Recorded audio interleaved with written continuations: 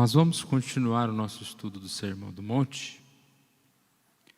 Agora, a nossa leitura é Mateus 6, de 19 a 34. Mas, se os irmãos quiserem acompanhar, eu coloquei aqui este texto na linguagem de hoje, que é o que eu vou ler. É uma passagem muito conhecida, então nós vamos ler numa linguagem um pouco diferente. Mateus 6, 19 a 34. Não ajuntem riquezas aqui na terra, onde as traças e a ferrugem destroem, e onde os ladrões arrombam e roubam. Pelo contrário, ajuntem riquezas no céu, onde as traças e a ferrugem não podem destruí-las, e os ladrões não podem arrombar e roubá-las. Pois onde estiverem as suas riquezas, aí estará o coração de vocês. Os olhos são como uma luz para o corpo. Quando os olhos de vocês são bons, todo o seu corpo fica cheio de luz. Porém, se seus olhos forem maus, seu corpo ficará cheio de escuridão. Assim, se a luz que está em você virar escuridão, como será terrível essa escuridão? Um escravo não pode servir a 2 donos ao mesmo tempo, pois vai rejeitar um e preferir o outro, ou será fiel a um e desprezará o outro. Vocês não podem servir a Deus e também servir ao dinheiro. Por isso eu digo a vocês, não se preocupem com a comida e com a bebida que precisam para viverem, nem com a roupa que precisam para vestirem. Afinal, será que a vida não é mais importante do que a comida? E será que o corpo não é mais importante do que as roupas? Vejam, os passarinhos que voam pelo céu, eles não semeiam, não colhem, nem guardam comida em depósitos. No entanto, o Pai de vocês, que está no céu, dá de comer a eles. Será que vocês não valem muito mais do que os passarinhos? E nenhum de vocês pode encompridar a sua vida, por mais que se preocupe com isso. E porque vocês se preocupam com roupas, vejam como crescem as flores do campo. Elas não trabalham nem fazem roupas para si mesmas. Mas eu afirmo a vocês que nem mesmo Salomão, sendo tão rico, usava roupas tão bonitas como estas flores. É Deus quem veste a erva do campo, que hoje dá flor e amanhã desaparece queimada no forno. Então é claro que não vestirá também vocês, que têm uma fé tão pequena. Portanto, não fiquem preocupados perguntando onde é que vamos arranjar comida, ou onde que vamos arranjar bebida, ou onde é que vamos arranjar roupas, pois os pagãos é que estão preocupados com essas coisas, procurando estas coisas. O Pai de vocês, que está no céu, sabe que vocês precisam de tudo isso. Portanto, ponham em primeiro lugar na sua vida o reino de Deus, e aquilo que Deus quer, Ele lhes dará todas as coisas. Por isso não fiquem preocupados com o dia de amanhã, pois o dia de amanhã trará suas próprias preocupações. Para cada dia bastam as suas próprias dificuldades. Nós não vamos estudar todo este texto hoje, que o título é A Ambição do Cristão. Nós já estamos no ponto E.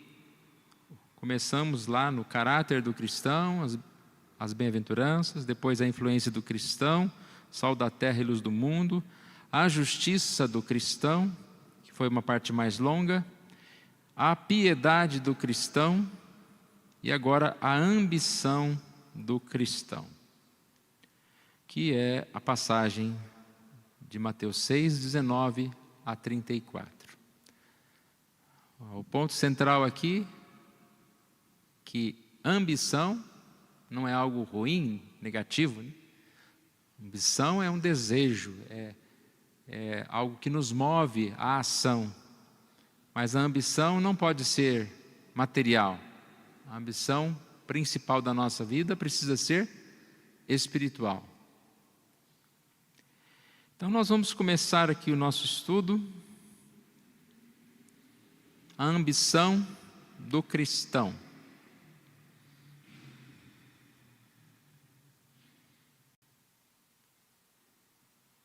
Mateus capítulo 6.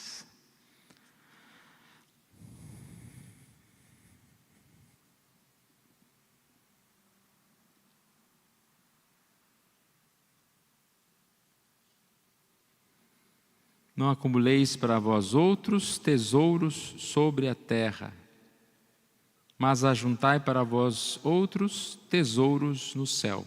O início do verso 19 e do verso 20. Existem dois tesouros, do céu e da terra. Existem dois senhores, ninguém pode servir a dois senhores. É Deus e as riquezas que estão simbolizando os nossos desejos. Existem duas preocupações, versos 25 a 34. O reino de Deus, que nós devemos buscar em primeiro lugar, e estas demais coisas que são descritas aqui. Fato que nós não podemos pôr o pé em duas canoas, devemos seguir e servir a Deus. Como eu disse, nós não vamos estudar todo o texto, vamos começando aqui de 19 a 21. Não acumuleis para vós outros tesouros sobre a terra. A gente percebe que acumular tesouros, né, já aí é quase que o resumo de todo o estudo que nós vamos fazer dessa parte, não é aquilo que nós guardamos, economizamos ou desfrutamos, mas ele está falando do coração ganancioso que se preocupa com as coisas da terra e que vive para acumular os bens materiais. Então aqui no início do estudo, ele fala a respeito que deveria ser fácil decidir qual dos dois tesouros ajuntar. Só pelo que o texto diz, os tesouros da terra são passageiros, traça, corroem, ladrões, escavam e roubam. Você quer acumular um tesouro que é apenas por algum tempo? E ele diz, os tesouros do céu são eternos, são completos. Os tesouros do céu, nem traça, nem ferrugem, nem ladrão, nada disso vai consumir. Parece fácil, não é? Faz essa pergunta para qualquer pessoa. Você quer servir a Deus ou você quer servir ao mundo? Ah, quero servir a Deus. É fácil responder, mas e na prática? O que essa resposta exige de nós? Se você fala que quer servir a Deus, o que essa resposta exige de nós? Exige muito. Exige que nós estejamos buscando em primeiro lugar o reino de Deus. Que nós não estejamos andando ansiosos pelas coisas do mundo, e muito menos desejosos pelas coisas do mundo, em primeiro lugar, do que as coisas de Deus. É fácil na teoria, mas na prática, o nosso coração enganoso, a nossa mente, dia a dia tenta nos convencer das necessidades, né? Tantas necessidades, que brigamos por ela, que pensamos, que sonhamos com elas, no lugar de servir a Deus. Então, como ali diz, não significa ser previdente, né? Ou seja, que acumular tesouros não significa, por exemplo, se economizar para dias piores. Não sei se vocês têm esse costume de economizar. Aí alguém pode falar, mas já tenho tão pouco, como economizar? Não quero te dar uma má notícia, mas talvez você tenha pouco hoje, mas amanhã você pode ter uma necessidade ainda maior. Sempre há um pouco para guardar, sempre há condição de guardar. E muitas vezes nós somos ao contrário disso, nós queremos gastar mais. Isso não é acumular tesouros, não é isso que ele está falando. Não é proibido guardar, não é proibido desfrutar das boas coisas, né? Que o nosso Deus Criador nos deu tantas coisas boas e nós podemos nos alegrar quando temos uma condição, podemos viajar, podemos comer bem, tudo que nós pudermos fazer. Isso não é o que o texto está falando, né? Não é um atestado aqui de a gente só viver buscando os tesouros do céu, né? Só orando e buscando a Deus, né? Não é somente isso. O que o texto está proibindo, então? Ele está proibindo uma acumulação egoísta. Não acumuleis os tesouros. Ou seja, aquele acumulador que gosta de viver uma vida extravagante, que gosta de mostrar que ele é melhor, que ele é rico, aquele que cai nessa fantasia tola do mundo. Acredito que todo mundo já viu artigos de luxo, coisas que são vendidas por preços assim que você olha e você fala, mas como isso pode ser comprado por alguém? Mas exatamente, a pessoa compra porque ela coloca valor naquela questão, ou naquela marca, que para ela é como o texto bíblico diz lá, né, em Mateus 12, 15, para ela a abundância da vida está relacionada aos bens, né? Quanto mais eu tenho, mais eu sou, ou mais a minha vida é melhor. Está proibindo isso, o materialismo, o esbanjar, o gastar dinheiro desnecessariamente. E muitas vezes essa mesma pessoa não se compadece, não ajuda ninguém, não quer doar nada. Isso é o que acumula tesouros sobre a terra. Em resumo aqui, a gente pode perceber que o texto traz uma conclusão muito séria. Verso 21, porque onde está o teu tesouro, aí estará o teu coração. Aonde você tem o coração, aonde você tem o seu tesouro. E aí nós podemos ver como é difícil. Aquele que fala, não, eu amo a Deus, então Ele é o meu tesouro. Ele é algo que eu vou buscar, Ele é algo que eu vou dedicar tempo. De ter comunhão com o Senhor. Muitas vezes nós vivemos tanto dia a dia, que parece que perdemos um pouquinho aquele silêncio com Deus, aquele momento de oração com Deus, aquele momento de adoração com Deus. É algo que precisa estar na nossa vida diária.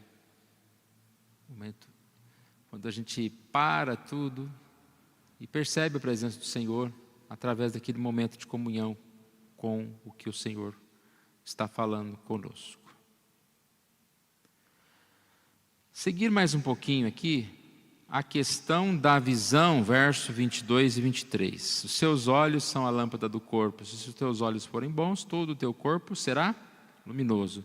Se porém os teus olhos forem maus, todo o teu corpo estará em trevas.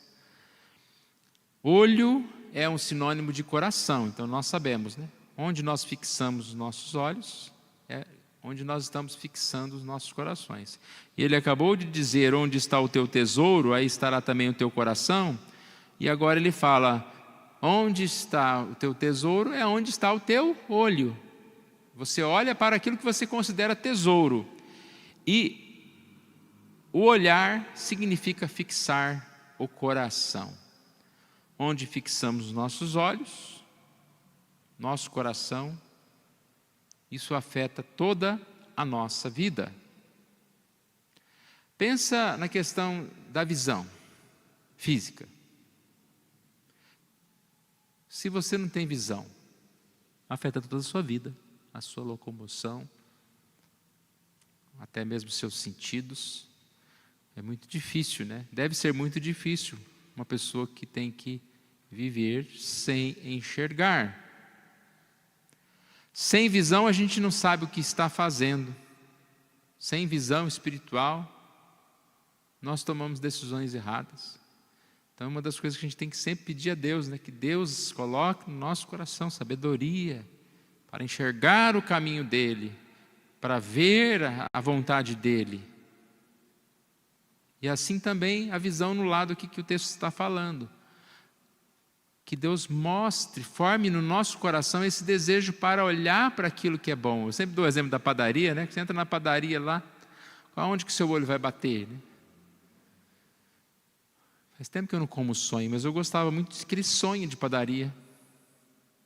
Eu já entrava procurando pudim, sonho. Aonde o seu olho está o seu coração.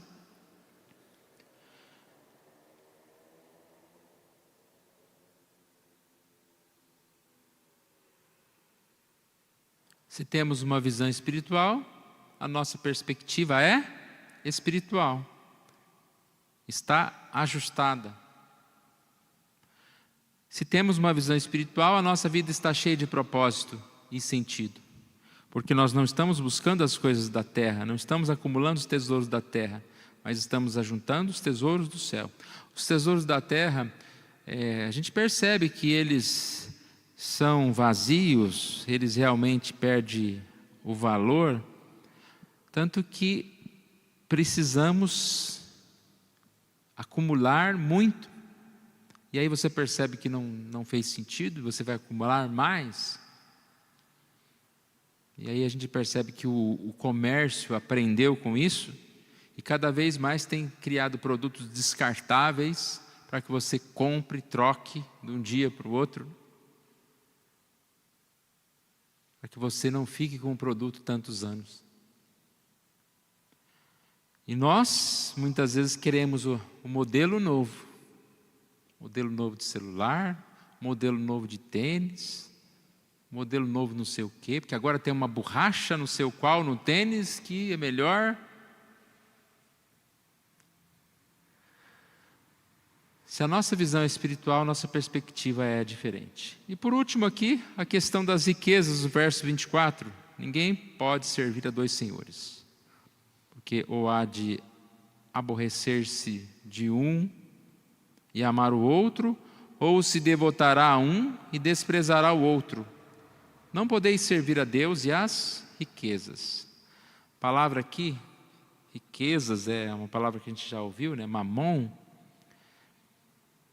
E essa palavra, exatamente, não é só dinheiro, né? É tudo aquilo que se coloca no lugar do Senhor. Não podeis servir a Deus e a Mamon, isto é, entre o próprio Criador vivo e qualquer objeto da nossa própria criação, que chamamos de dinheiro ou de qualquer outra coisa que venha ocupar esse espaço de Deus. E aí a gente sabe, né, que o inimigo quer que a gente esteja minimizando o que é servir a Deus. E aqui tem algumas frases, olha. O inimigo quer que a gente possa pensar que a gente pode servir a Deus aos domingos, mas a Mamon aos dias úteis. Ou muitos caem nessa aqui, diz, eu vou servir a Deus com os lábios, a Mamon com o coração. Ou a Deus na aparência, a Mamon na realidade. Ou a Deus com a metade de suas vidas, ou das nossas vidas, e a Mamon com a outra metade. Essas duas passagens que estão citadas aí, de Isaías, a frase que está nas duas é: a minha glória não dou a outrem, não dou a outro. Nosso Deus é um Deus de amor, nos salvou, mas Ele quer que nós estejamos refletindo a sua glória, que nós estejamos vivenciando a vida na presença dEle, servindo integralmente, o tempo todo. Mas em algum momento eu vou pecar, certo. Infelizmente nós não vamos servir a Deus as 24 horas, mas não é só domingo, né? Ou não é com os lábios, na aparência. Eu devo buscar e ter como propósito da minha vida servir ao Senhor. E se em algum momento eu vier a fraquejar, naquele mesmo momento eu tenho que retornar para a presença do Senhor. Que no finalzinho deste comentário diz: quando percebemos a profundidade da escolha entre o Criador e a criatura, entre o Deus pessoal glorioso e a coisa miserável chamado dinheiro, entre aspas, como outras coisas, entre a adoração e a idolatria, parece inconcebível que alguém faça a escolha errada, pois agora é uma questão não apenas de durabilidade e benefício comparativos, mas sim de valor comparativo. Que valor tem o Senhor? O valor intrínseco de um e a intrínseca falta de valor do outro. Nossa mensagem de hoje, então, traz uma palavra de Jesus aos seus discípulos. Vocês, enquanto têm tempo para viver nessa vida, não se dediquem a ela como se Deus não existisse, como se a nossa vida fosse limitada a esse momento aqui. Vivam na terra, mas busquem acumular os tesouros dos céus.